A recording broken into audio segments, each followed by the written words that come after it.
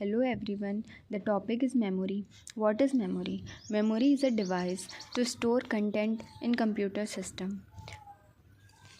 Computer system में हम single memory की जगह मेमोरी हायरार्की का यूज़ करते हैं. Then the question is why we use memory hierarchy instead of memory. तो मेमोरी हायरार्की तब यूज़ करते हैं जब परफॉर्मेंस इशू की बात करते हैं. There are two main goal to use memory hierarchy. First one is to maximize the access speed. जब CPU मेमोरी को एक्सेस करे तो उसकी एक्सेस स्पीड मैक्सिमम होनी चाहिए. और second one is to minimise the per bit storage cost. That means एक bit को स्टोर करने का जो कॉस्ट है वो मिनिमम होना चाहिए. Now we talk about memory hierarchy. Memory hierarchy में 4 लेवल ऑफ मेमोरी की बात करते हैं जो हम जनरली हर कंप्यूटर सिस्टम में यूज़ कर सकते हैं. पहला लेवल है internal memory, second is main memory, third is secondary memory and last one is tertiary memory. सबसे पहले हम बात करते हैं इंटरनल मेमोरी की. पहले हम बात करते हैं सबसे छोटी मेमोरी इंटरनल मेमोरी की. It is the smallest and fastest memory.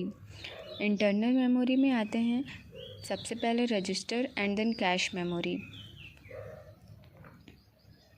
Second memory is main memory. It is called primary memory also.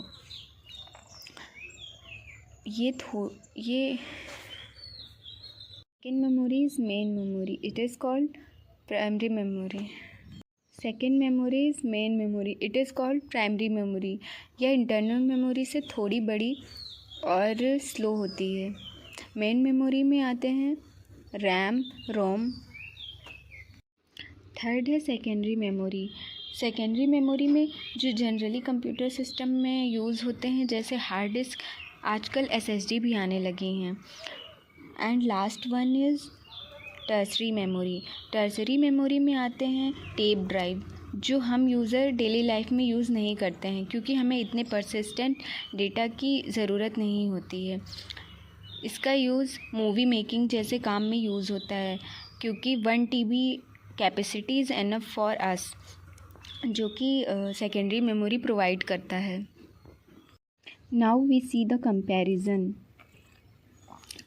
जब हम बॉटम टू टॉप मूव करते हैं तो एक्सेस स्पीड हमारी इंक्रीज़ होती है क्योंकि ये सबसे छोटी होती है और ये सबसे बड़ी होती है. और स्पीड और टाइम इन्वर्सली प्रोपोर्शनल होते हैं. तो जब हमारी बॉटम टू टॉप जाएंगे तो स्पीड इंक्रीज़ होगी तो हमारा एक्सेस टाइम डिक्रीज़ होगा. अब बात करें हम साइज़ की तो इंटरनल मेमोरी हमारी सबसे छोटी होती है और टर्सरी मेमोरी हमारी सबसे बड़ी होती है. तो जब हम बॉटम टू टॉप मूव करेंगे तो हमारा साइज़ डिक्रीज़ होगा. और जब हम बॉटम टू टॉप मूव करते हैं तो हमारा एक्सेस स्पीड इंक्रीज़ होता है और एक्सेस टाइम डिक्रीज़ होता है. इसका मतलब हमारा जो frequency of access by CPU है वो हमारा इंक्रीज़ होगा क्योंकि हमारी एक्सेस स्पीड इंक्रीज़ हो रही है.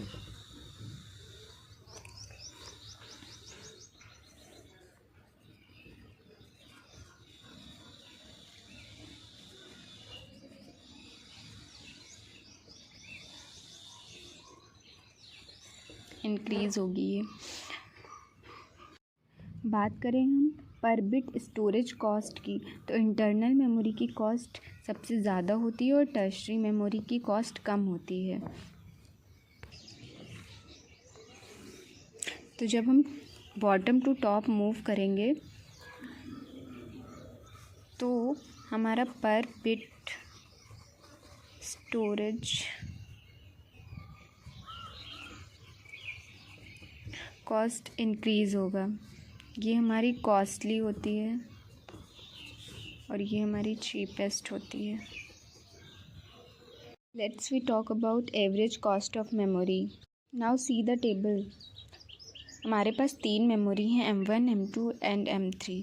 तीनों का साइज़ दिया हुआ है S1, S2, S3 और पर बिट स्टोरेज कॉस्ट दी हुई है C1, C2, C3। अगर हमें कॉस्ट ऑफ मेमोरी निकालनी है तो हमें 1 बिट स्टोरेज कॉस्ट पता है और साइज़ पता है, तो अगर हम इन दोनों को मल्टीप्लाई कर दें तो हमें कॉस्ट ऑफ मेमोरी पता चल जाएगी। तो फर्स्ट मेमोरी की कॉस्ट हो जाएगी S1 इंटू C1, सेकेंड की S2 इंटू C2, थर्ड की S3 into C3। Now see the average.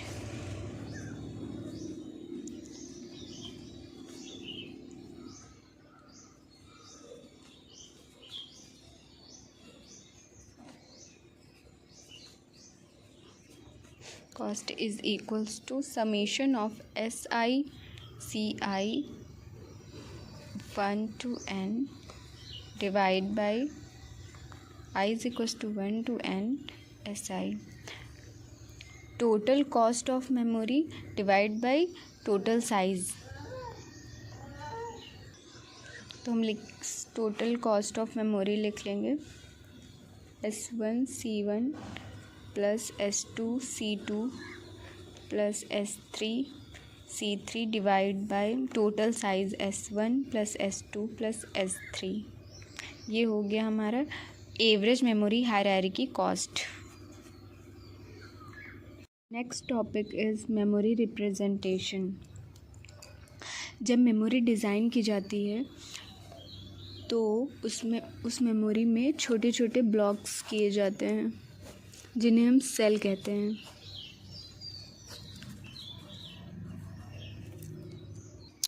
Memory is represented as number of cell into one cell capacity.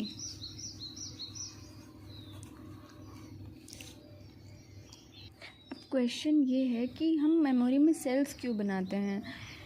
तो सेल बनाने का मेन रीज़न यही है कि सीपीयू इंडिविजुअल सेल को access कर सके।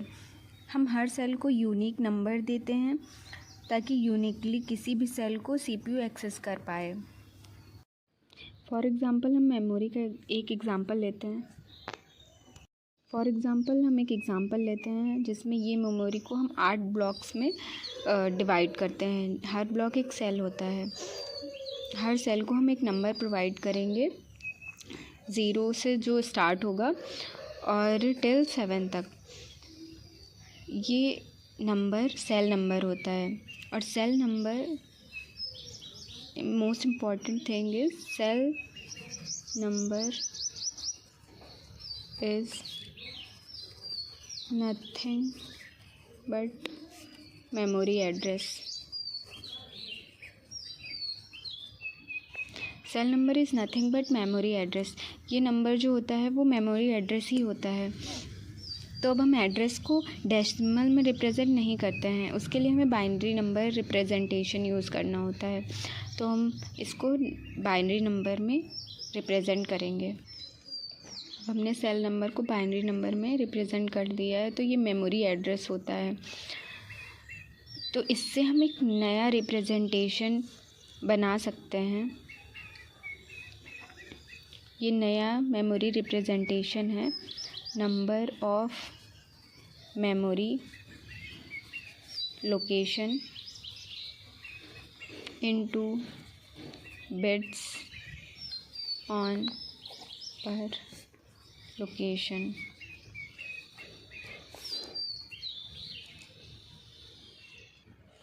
Now see the table.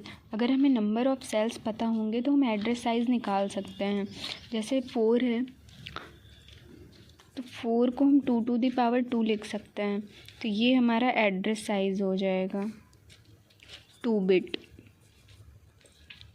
ऐसे ही अगर हम 8 को लिखें तो ये 2 टू द पावर 3 होगा, तो ये हमारा एड्रेस साइज़ हो जाएगा।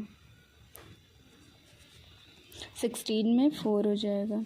ऐसे ही अगर हमें 2 to the power n number of cells दिए हुए हैं तो n हमारा एड्रेस साइज़ हो जाएगा। ऐसे ही अगर x नंबर ऑफ़ सेल्स हैं तो x को हम क्या लिख सकते हैं 2 to the power log base 2x, तो ये हमारा एड्रेस साइज हो जाएगा. We know there are 2 types of memory. One is word addressable and second one is byte addressable.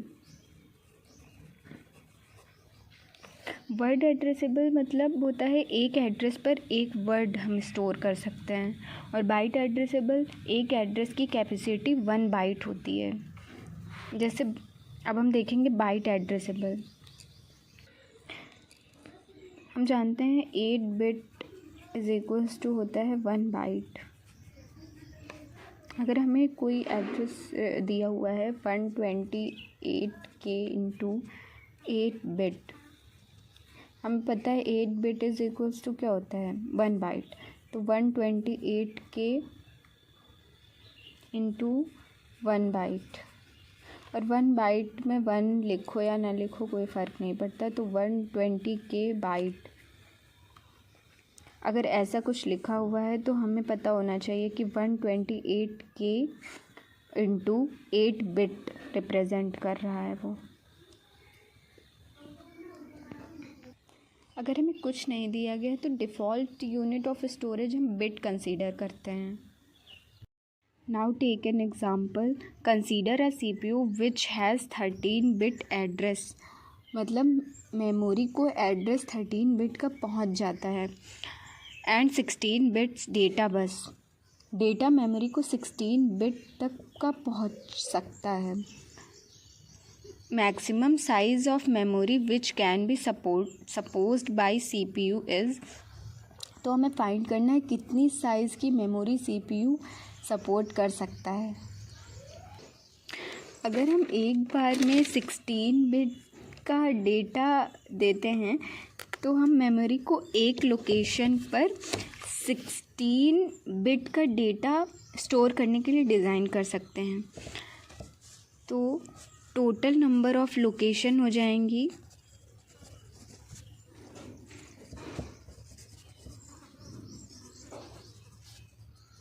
Total number of location हो जाएगा 2 to the power 13. और हर location पर आप कितनी बिट स्टोर कर सकते हो 16 बिट. तो 2 to the power 13 into 16 bit. अब हम इस बिट को बाइट में कन्वर्ट करेंगे. तो 8 bit is equals to 1 byte होता है, तो 16 bit is equals to 2 byte. तो टोटल हो गया 2 to the power 14 बाइट. अब इसको किलो बाइट में कन्वर्ट करेंगे. ये किलो होता है 2 to the power 4 kilo byte. 16 kilo byte. This is our answer. अब हम नेक्स्ट एग्जांपल लेंगे. A 32 bit wide memory has 24 bit address to be accessed. Maximum memory capacity find करना है. तो इस क्वेश्चन में जो 132 बिट वाइड मेमोरी का मतलब है एक मेमोरी की लोकेशन पर 32 बिट का स्टोरेज हो. दैट मीन्स अगर CPU एड्रेस जनरेट करे तो उस एड्रेस पर CPU को एक्सपेक्टेशन है कि 32 बिट चाहिए उसे. इसका मतलब है अगर ये हमारी मेमोरी है, सपोज़ ये हमारी मेमोरी है, तो इसका जो कैपेसिटी होनी चाहिए वो 32 बिट स्टोरेज होना चाहिए. इसका 32 बिट स्टोरेज होना चाहिए. तो हम निकालेंगे number of address. Number of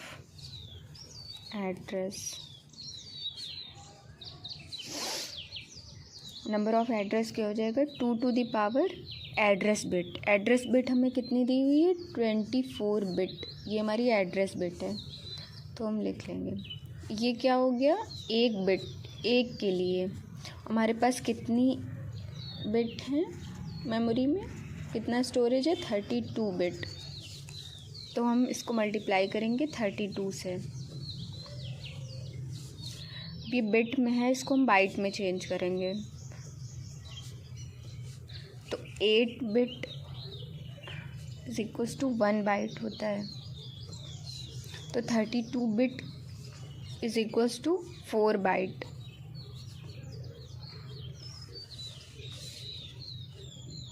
तो ये टोटल हो गया 2 टू द पावर 26 बाइट।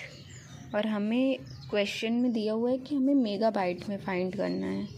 तो हम इसको चेंज करेंगे 2 to the power 6 into 2 to the power 20 byte. और ये हमारा होता है मेगा होता है 2 टू द पावर 20। तो ये हो गया 2 टू द पावर 6, ये मेगा हो गया, तो मेगा बाइट ये हमारा आंसर हो गया। इसको सिंप्लीफाई करके हम लिख सकते हैं 2 टू द पावर 6 को 64 मेगा बाइट हमारा आंसर आ गया। ये हमारा आंसर है।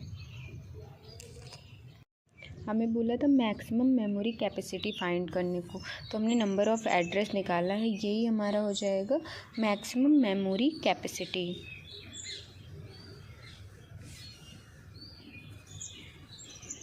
Maximum memory capacity. Okay. Now see the next question.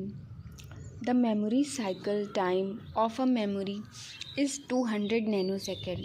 The maximum rate with which the memory can access byte per second.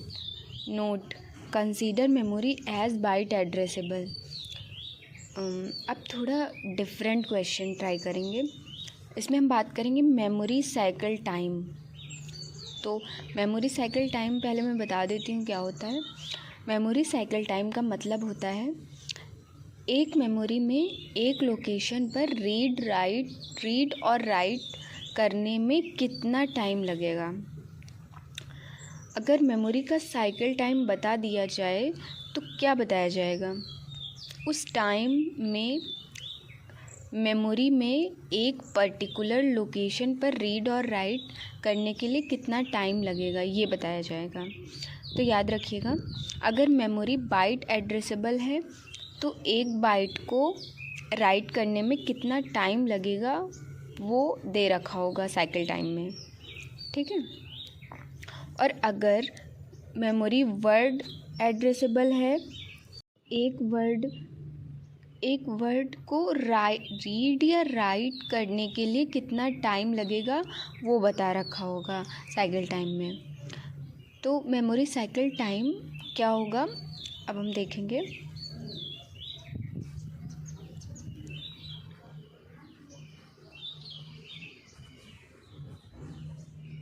Memory cycle time,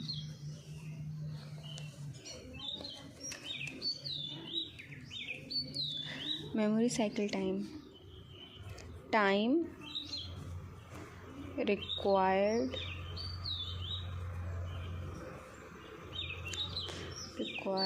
to perform read और right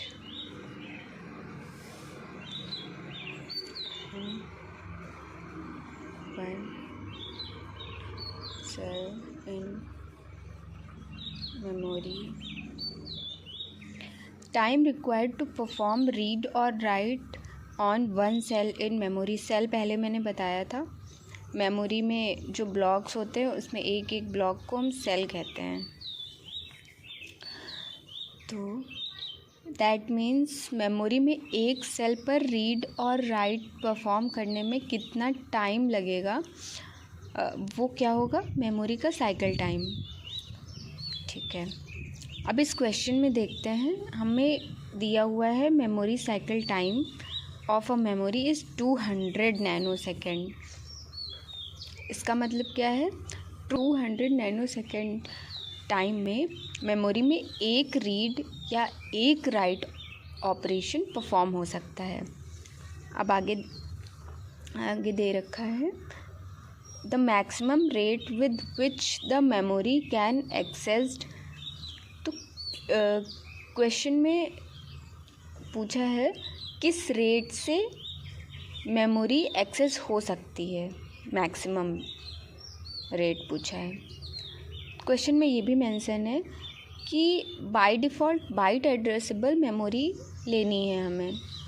ठीक है, मैं repeat कर देती हूँ कि 200 नैनो सेकेंड में memory में एक सेल में रीड या राइट ऑपरेशन परफॉर्म करता है। ठीक है, तो हम लिखेंगे, अब हम क्वेश्चन सॉल्व करेंगे। तो इन 200 नैनो सेकेंड टाइम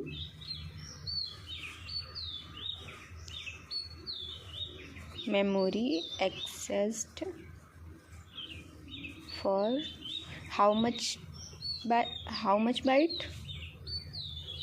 1 byte, क्योंकि बाइट एड्रेसेबल है, मेंशन है क्वेश्चन में।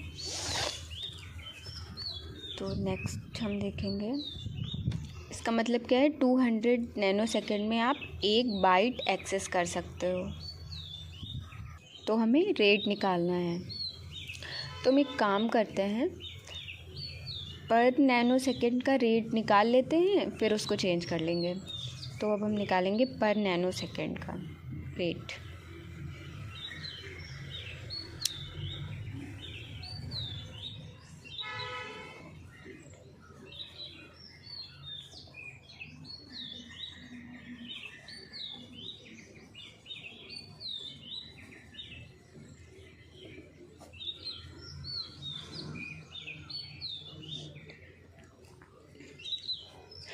तो इसका क्या मतलब है, आप मेमोरी से 1 नैनो सेकेंड में कितना डेटा एक्सेस कर सकते हो, इतना 1/200। ओके, लेकिन हमें क्वेश्चन में दिया है कि पर सेकेंड निकालना है, तो हम इसको 1 सेकेंड में निकालेंगे। तो हम चेंज करेंगे, इन 1 सेकेंड टाइम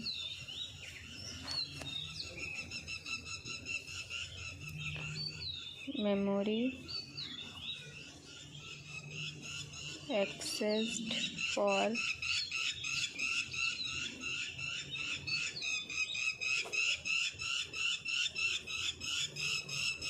नैनो सेकेंड क्या होता है, 10⁻⁻⁹। अब हम इसको सॉल्व करेंगे। तो ये न्यूमरेटर में चला जाएगा और 200 10⁻7/2 बचेगा, जिसे हम सॉल्व करेंगे। तो आएगा हमारा 5 × 10⁻6 बाइट पर सेकेंड। ये हमारा आंसर हो जाएगा। क्वेश्चन में यही पूछा है, पर हम इसे और सिंप्लीफाई कर सकते हैं। 10⁻6 हमारा होता है मेगा, तो हमारा आएगा 5 मेगा बाइट पर second. Now see the next question. ये क्वेश्चन गेट 2016 का है। A processor can support a maximum memory of 4 GB where the memory is word addressable. A word consist of 2 bytes. The size of the address bus of the processor is at least how much bits? तो अभी तक हमें सारे questions में address दिए होते थे, हमें मैक्सिमम साइज़ निकालना रहता था। अब मैक्सिमम साइज़ दिया हुआ है और हमें एड्रेस निकालना है। तो मैक्सिमम साइज़ है इस क्वेश्चन में, maximum memory of 4 GB। Maximum size कितना दिया हुआ है, 4 GB। तो हम इसको नोट कर लेंगे।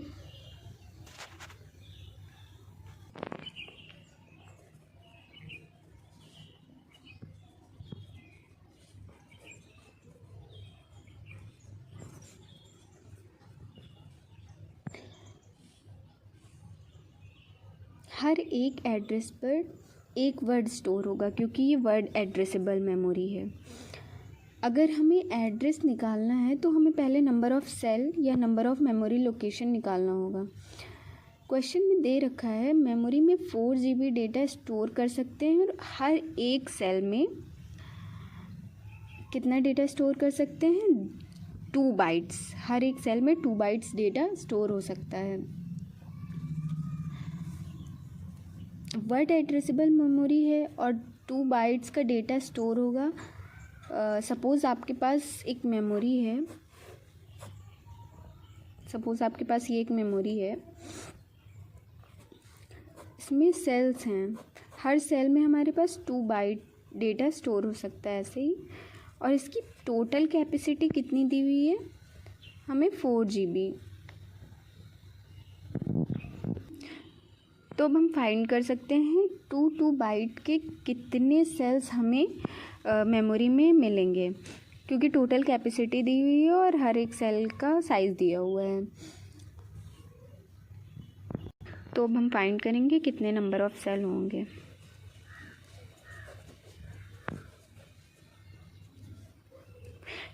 तो total number of cells is equals to total capacity divide bye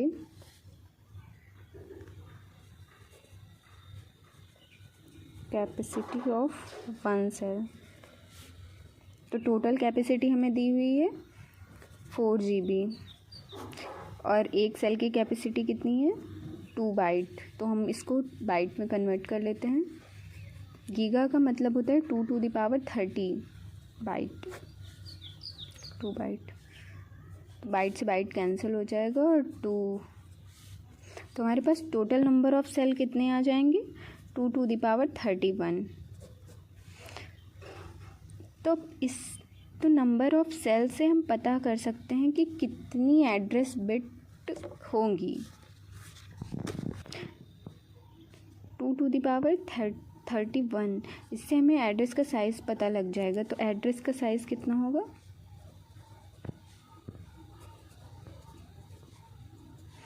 31 bits. Okay, हमें यही फाइंड करना था। The size of the address bus of the processor is at least how much bit. तो यहाँ पे हो जाएगा 31 बिट्स। अब इसमें क्वेश्चन में आप ध्यान देंगे तो यहाँ पे लिखा है एट लीस्ट। एट लीस्ट का मतलब है अगर हमारे पास एक मेमोरी है जिसमें 2 to the power 31 number of cells हैं, तो 31 बिट्स का एड्रेस होगा। तो क्वेश्चन है कि 30 बिट्स के एड्रेस से काम चलेगा, नहीं चलेगा। 30 बिट्स के एड्रेस से काम नहीं चलेगा। हमें एटलीस्ट 31 बिट्स तो चाहिए ही चाहिए। और हाँ, 32 बिट्स अगर होंगी तो तब काम चल जाएगा, क्योंकि 32 बिट्स होंगे तो हम MSB 0, सारी MSB 0 रख देंगे। बस यही है। तो अगर एड्रेस बस का साइज़ 31 बिट से ज़्यादा है तो कोई प्रॉब्लम नहीं होगी, पर उससे कम नहीं होना चाहिए। तो ये हमारा आंसर हो गया। The next question is the address bus width of a memory of size 4096 into 8 bits is। तो मेमोरी का साइज़ दे रखा है और एड्रेस बस की विड्थ फाइंड करनी है। तो हम मेमोरी का साइज़ लिख लेंगे। Size of memory equals to 4096 into 8 bits. You can write it as 2 to the power 12 and 8 bit is equals to 1 byte. So here is byte. It is the size of memory. तो यहाँ से आपको address का पता चल जाएगा। तो address bus width is equals to 12 bit. This is the final answer.